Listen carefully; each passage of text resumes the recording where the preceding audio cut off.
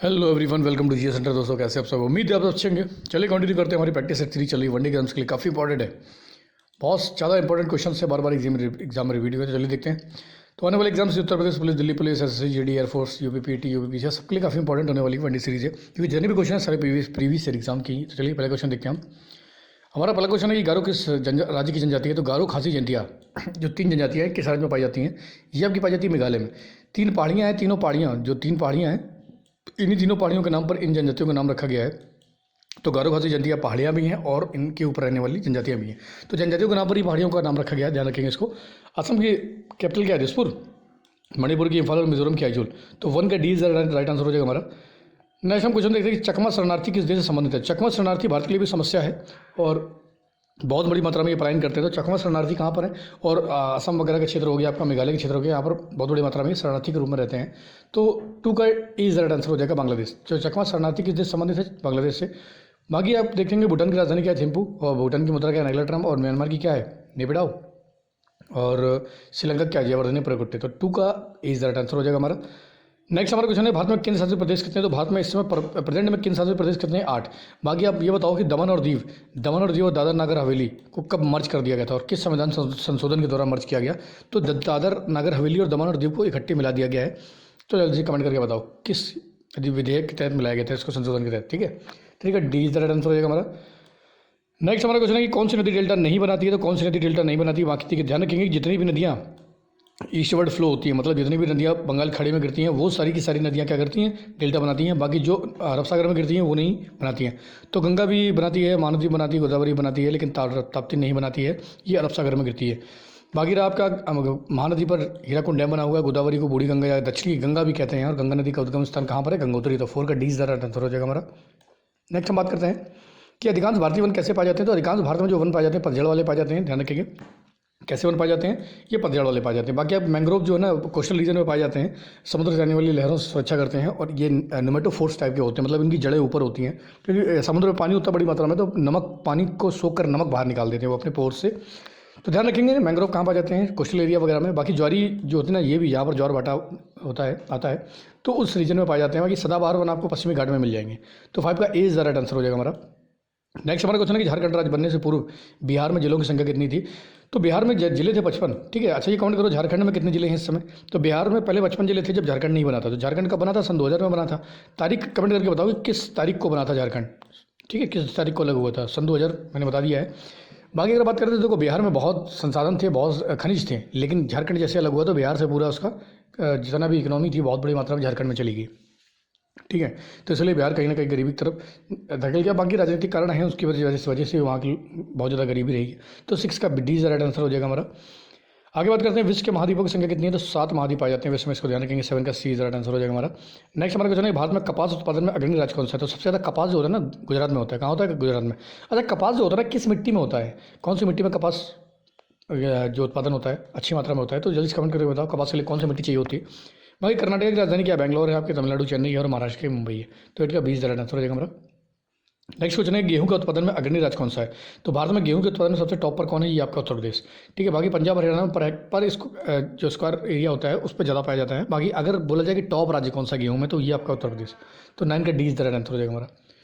Next हमारा question है कि भारत में खनिज उत्पादन में अग्रणी राज्य कौन सा है? तो जो बिहार से अलग हुआ था झारखंड, वही हमारा खनिज उत्पादन में टॉप पर है। तो 10 का सी इज आंसर हो जाएगा। मध्य प्रदेश की राजधानी भोपाल है। उत्तर प्रदेश की क्या है आपकी? लखनऊ। उड़ीसा की भुवनेश्वर। उड़ीसा में जगन्नाथपुरी का प्रसिद्ध मंदिर, लिंगराज मंदिर पाए जाते हैं, इसको ध्यान रखेंगे। बहुत सारी चीज़ें पाई जाती हैं। नेक्स्ट देखते हैं कि कौन सी जाति झारखंड में नहीं पाई जाती? तो इनमें से कौन सी जाति झारखंड में नहीं पाई जाती है? झारखंड में पाई जाती है, ये है आपकी बिरहोर। तो बिरहोर जाति है ना झारखंड में पाई जाती है। बाकी खासिया सी आपके मेघालय में पाई जाती है। ठीक है, 11 का सी राइट आंसर हो जाएगा।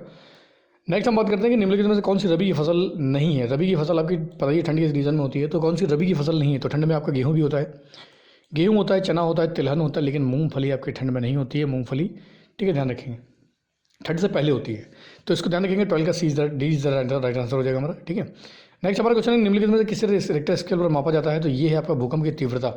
तो भूकंप की तीव्रता को रिक्टर स्केल पर मापा जाता है। तो 13 का डी राइट आंसर हो जाएगा हमारा। नेक्स्ट हो जाएगा त्रिपिटक किसका धार्मिक ग्रंथ है? तो त्रिपिटक जो है ना धार्मिक ग्रंथ किसके हैं? बौद्ध धर्म के हैं, ध्यान रखेंगे। 14 का डी राइट आंसर हो जाएगा।